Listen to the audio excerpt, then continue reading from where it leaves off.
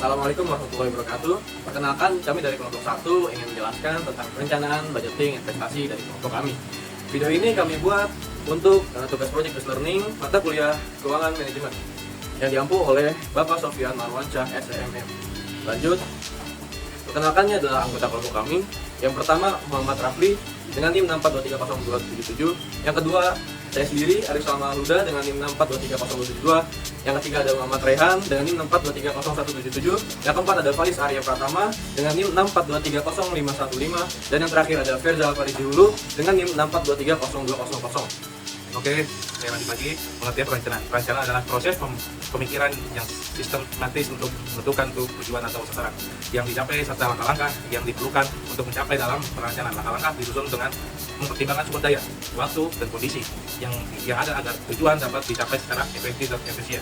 Oke, perencanaan berfungsi sebagai dorongan dalam pelaksanaan aktivitas atau proyek.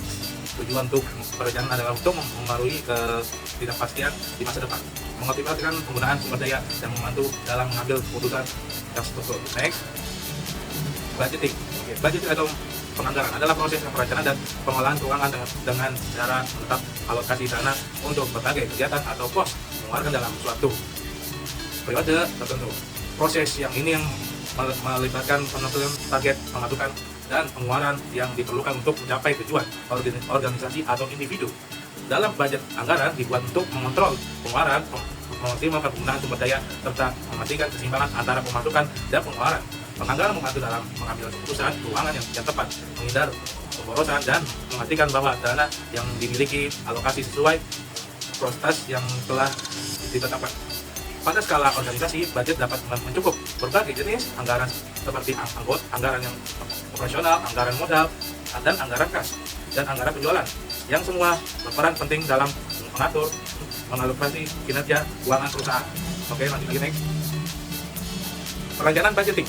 Perencanaan budgeting adalah proses merancang atau menyusun anggaran yang dibutuhkan mencapai tujuan tertentu dalam suatu periode waktu. Dalam perencanaan budgeting, organisasi atau individu menetapkan estimasi pemasukan dan pengeluaran serta mengalokasi sumber daya keuangan sesuai dengan prioritas yang sudah ditentukan. Tujuan utama dalam perencanaan budgeting adalah untuk menyediakan karangan kerja keuangan dan tentara agar setiap kegiatan yang berjalan sesuai dengan rencana-rencana dan sumber daya yang ada. Oke, selanjutnya ada pengertian investasi. Investasi adalah tindakan penanaman modal atau aset dengan harapan memperoleh keuntungan atau pertumbuhan nilai di masyarakat. Dalam investasi, seseorang atau organisasi mengalokasikan dana atau sumber daya ke dalam berbagai instrumen atau aset seperti saham, obligasi, reksadana, dan lainnya untuk mendapatkan pengembalian berupa keuntungan finansial atau meningkatkan nilai aset tersebut. Next, ada kelebihan dan kekurangannya.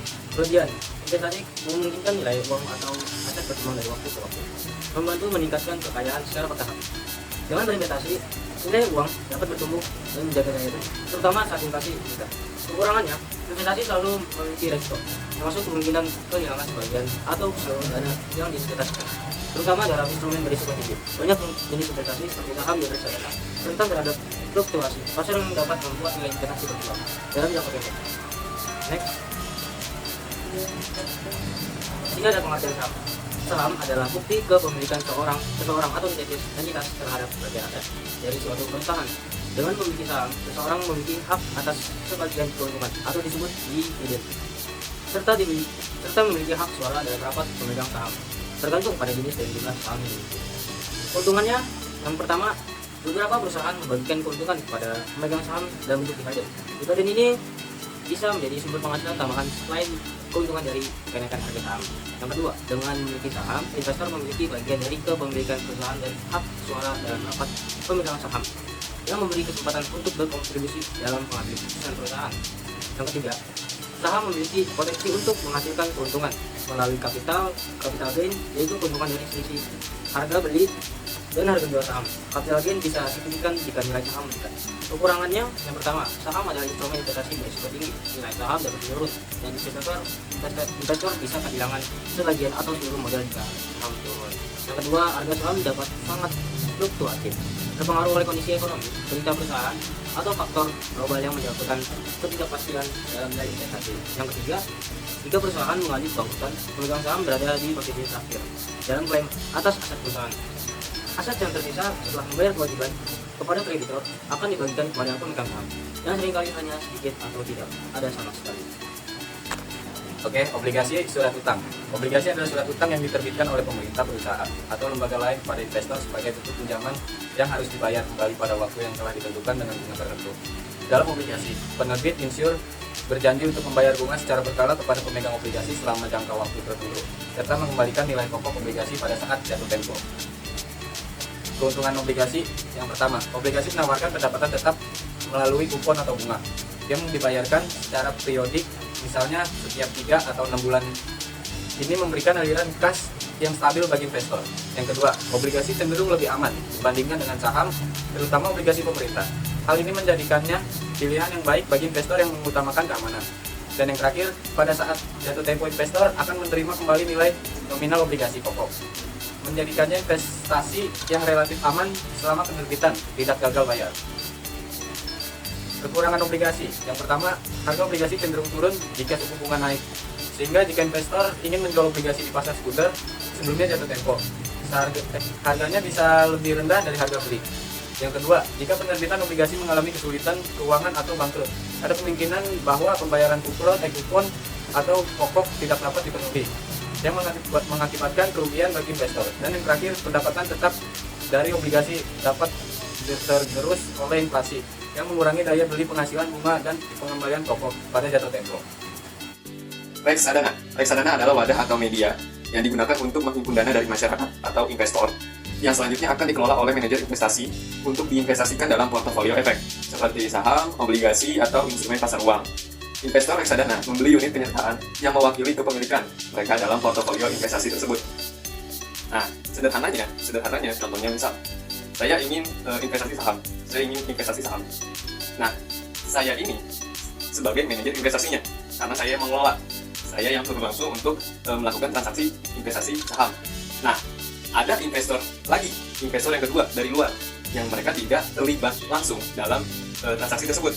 Jadi mereka menitipkan dana kepada saya untuk saya kelola di investasi, sehingga mereka juga memiliki kepemilikan saham tersebut.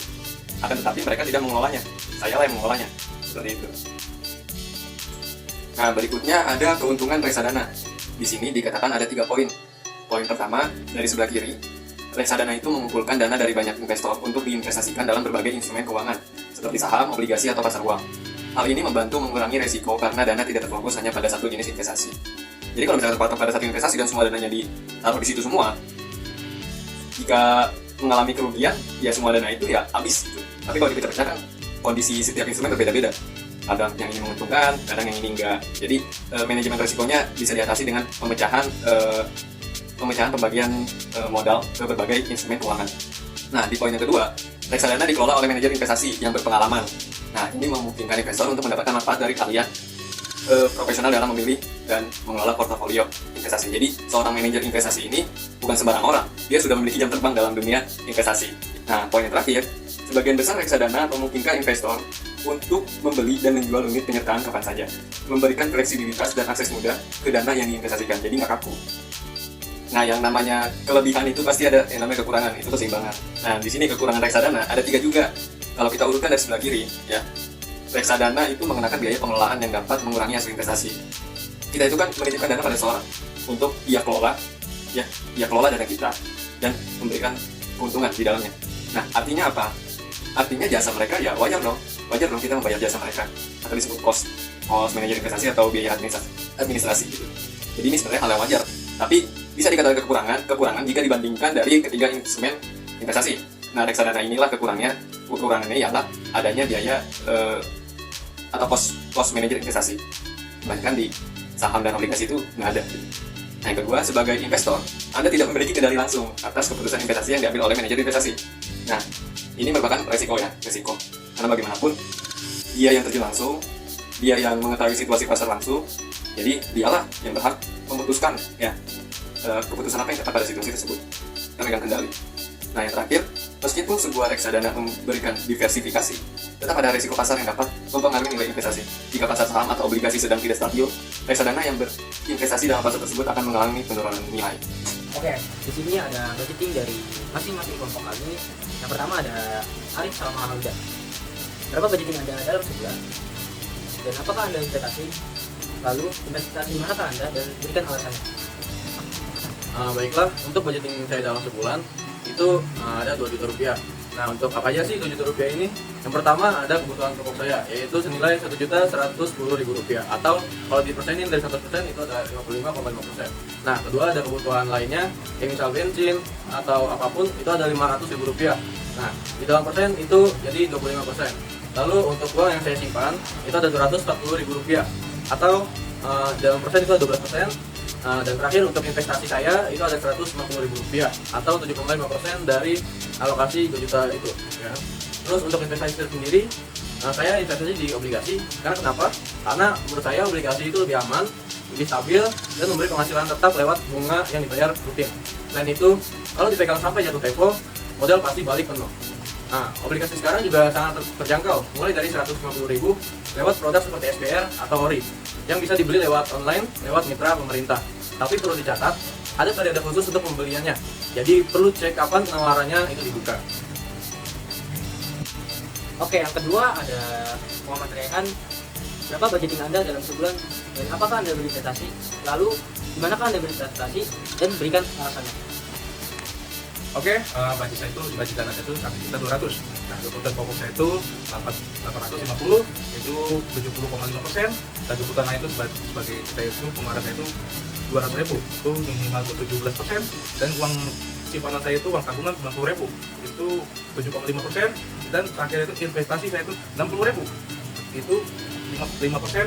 Kenapa saya minta investasi reksadana? Karena reksadana itu menarik, karena reksadana investasi tersebar dikelola oleh orang profesional, bisa mulai dengan modal kecil dan gampang dicairkan kapan saja, pilih banyak jadi bisa disesuaikan dengan tujuan kita. Selain itu reksadana itu juga diawasi dengan OJK, jadi lebih aman dan transparan. Selanjutnya ada Versa Faridi dulu.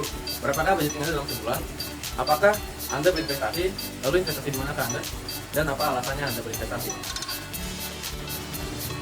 Oke, budget saya dalam sebulan yaitu sekitar 1.500.000 rupiah. Pertama ada kebutuhan pokok yaitu 600.000 rupiah. Kalau dalam persenannya 40%. Yang kedua kebutuhan lainnya yaitu 300.000 rupiah. Kalau dalam persenannya yaitu 20%. Uang simpanan saya sekitar 375.000 rupiah. Yaitu kalau dalam persenannya 25%. Investasi saya 225%. Kalau dalam persenannya 15%. Saya berinvestasi. Saya berinvestasi di saham. Kenapa? Karena potensi keuntungannya tinggi. Saham memiliki potensi untuk memberikan imbal hasil yang lebih tinggi dibandingkan dengan instrumen investasi lainnya, seperti obligasi atau deposito. Terutama dalam jangka panjang, investasi saham memberikan saya kesempatan untuk belajar mengenal pasar keuangan, analisis perusahaan, dan tren ekonomi yang dapat meningkatkan kemampuan investasi saya. Oke, selanjutnya yang keempat ada Faiz Arya Pratama. Berapa budgeting Anda dalam sebulan? Apakah Anda berinvestasi? Lalu investasi di manakah Anda? Dan berikan alasan. Budgeting saya dalam sebulan kisaran 1,4. Kebutuhan pokok saya kisaran 800.000 dan persenannya itu 57,5%. Kebutuhan saya ada 500.000 dan persenannya itu 35,3%. Investasi saya 100.000 dan persenannya itu 7,2%. Kenapa saya memilih obligasi? Karena obligasi menarik karena memberikan pendapatan tetap, risiko lebih rendah dibandingkan saham dan lebih aman, terutama yang diterbitkan pemerintah. Ini juga membantu diversifikasi portofolio dengan pengembalian yang kompetitif. Obligasi tersedia dalam beberapa jangka waktu dan bisa dijual di pasar sekunder, memberikan fleksibilitas bagi investor. Oke, yang kelima ada Muhammad Rafi. Berapa budgeting Anda dalam sebulan? Dan apakah Anda berinvestasi? Lalu di manakah Anda berinvestasi? Dan berikan alasannya. Baik Mas Erza, saya izin menjawab. Untuk masalah budgeting ya, kalau dari pendapatan saya sebulan itu ialah 20 juta. Ini pendapatan dari gaji juga dan hasil usaha juga ya. Nah, dari 20 juta ini saya alokasikan ke 4 sektor. Sektor pertama ialah kebutuhan pokok sebesar 4.600.000. Sektor kedua untuk ibu saya yaitu 5 juta. Sektor ketiga untuk investasi, saya juga berinvestasi yakni 5 juta. Dan terakhir itu untuk saving atau simpanan saya yaitu sebesar 5.400.000. Nah, kalau didiagramkan di sini bisa dilihat kebutuhan pokok itu sebesar 23% saya ambilnya. Nah, untuk ibu dan investasi itu sama 25% totalnya. Nah, untuk saving ini rada besar, itu 27%. Nah, dari kondisi saat ini, kondisi seperti ini, instrumen yang saya pilih adalah obligasi. Karena bagaimanapun kebutuhan bulanan saya sudah tercukupi. Jadi saya tidak mengharapkan keuntungan lebih dari investasi. Yang penting ada keuntungannya walaupun sedikit. Jadi saya mencari kepastian. Nah, salah satu dari ketiga instrumen ini yang pasti kan obligasi. Walaupun keuntungan kecil tapi pasti ada keuntungannya di sana. Dan saya tidak mendambakan harapan di dalam investasi. Nah, berikut ini adalah gabungan chart dari budgeting masing-masing anggota kelompok kami.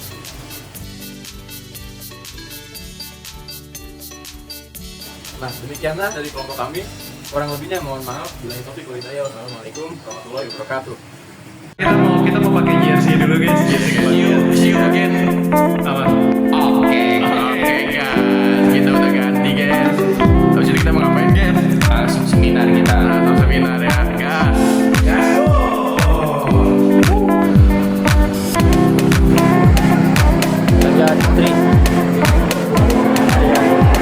Guys, kita berlima kelompok yang ikut. Iya, UTP tuh.